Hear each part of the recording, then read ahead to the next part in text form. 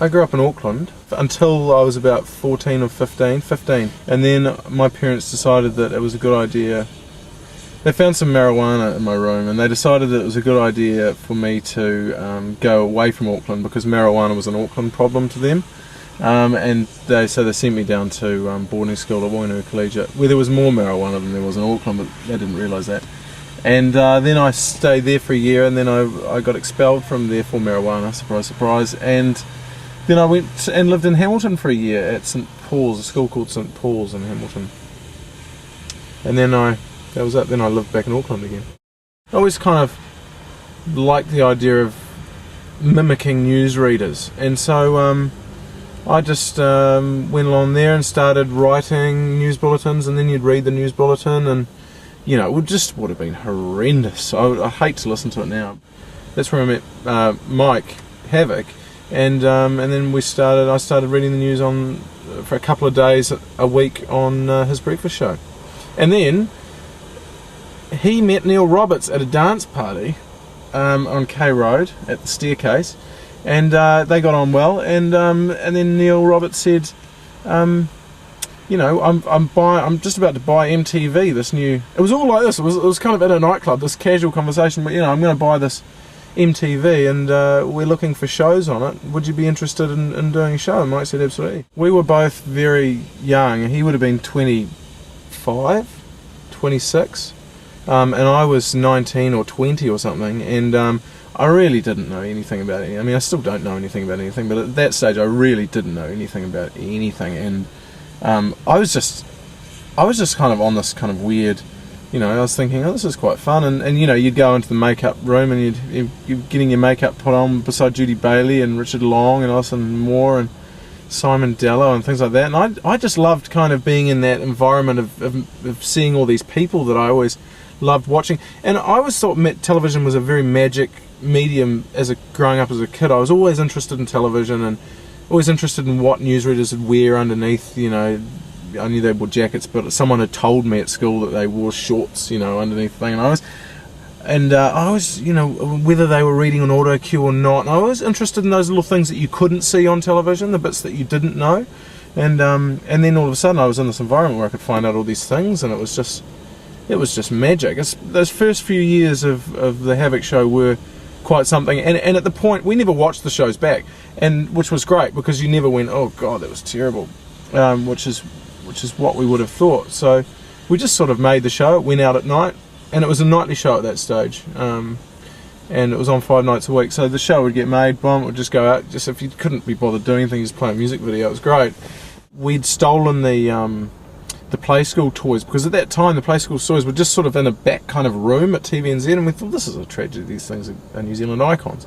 So we had them up in our office, and Robbo would do things like put a noose around Humpty's neck and just drop him down into the atrium during like massive meetings that Neil Roberts would be having in the atrium to talk about people getting, because they're always culling people at TVNZ, you know, always restructuring, just constantly going on.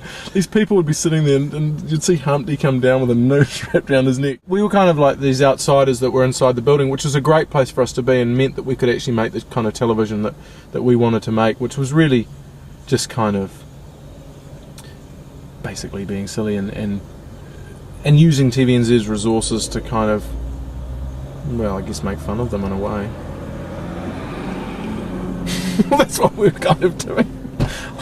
We borrowed the Live Eye to do some footage, and the Live Eye was used as a live vehicle for I was having sex with a prostitute, and the Live Eye was, Mike was in the Live Eye giving me directions of how to have sex with this prostitute, and you could see the Live Eye.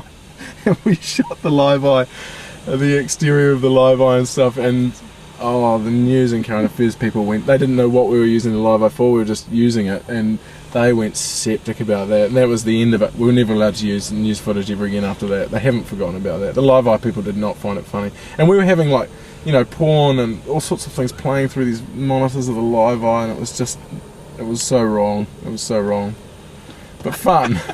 They were fun times. That was the most fun show to work on, because you just get tapes, and everybody who was working on the show had the same taste in New Zealand television, and you get the tapes, watch the tapes, mark down any good bits, then you'd get the other bits that would be sent up, and then you try and fit them somehow into a theme of a show.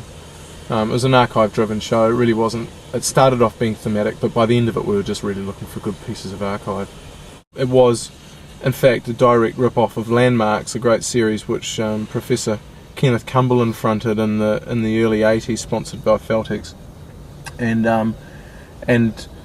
that's who the character, the sort of lame attempt at a character that I was trying to play was Kenneth Cumberland. Eating Meadowlands has done its dash, and I think I don't know how many series we did in the end. Quite a few. It was enough. It's enough.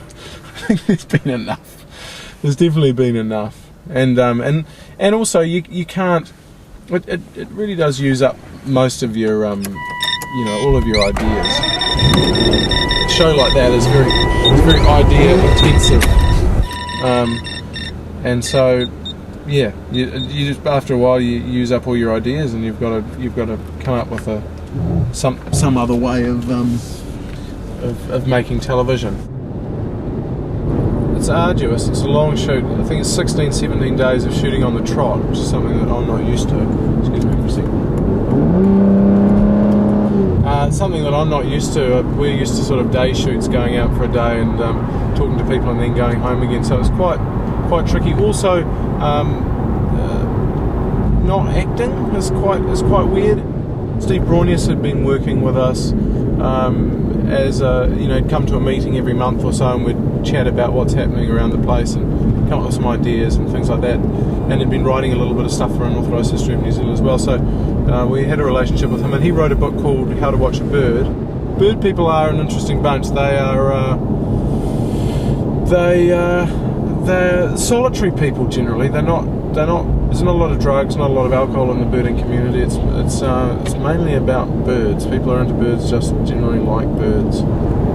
I think the show's success was that it had such a broad appeal, and everybody can, and also because New Zealanders have an insatiable appetite for watching themselves. The most watched shows in New Zealand have always been Country Calendar, South, Marcus's shows, hugely popular. New Zealand shows, the Heartland series with Gary McCormick. Looking through the archive, you realise the most successful shows are New Zealand shows about New Zealanders, and so you just basically need to chuck some shots of New Zealand on them, put it together 22 minutes of shots of New Zealand with a couple of gags here and there, and whack a bird in, and you're away laughing. It's not rocket science. I enjoy it a lot. I enjoy the team part of it. I don't think you get that in a lot of other broadcasting mediums. You don't get that in journalism. You do if you're a television journalist, but if you're a print journalist, it's a very solitary job, which it can be good, I guess, in some ways, but I don't work very well like that. And radio, in a lot of ways, it's just you and a microphone and I guess a producer.